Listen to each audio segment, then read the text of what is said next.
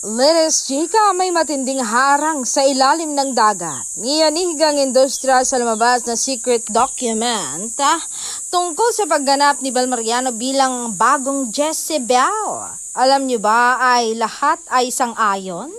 Isang matinding internal sabotage nga ba ang nagaganap mula sa mga taong ayaw siyang makitang magtagumpay sa pinakamalaking role ng kanyang career?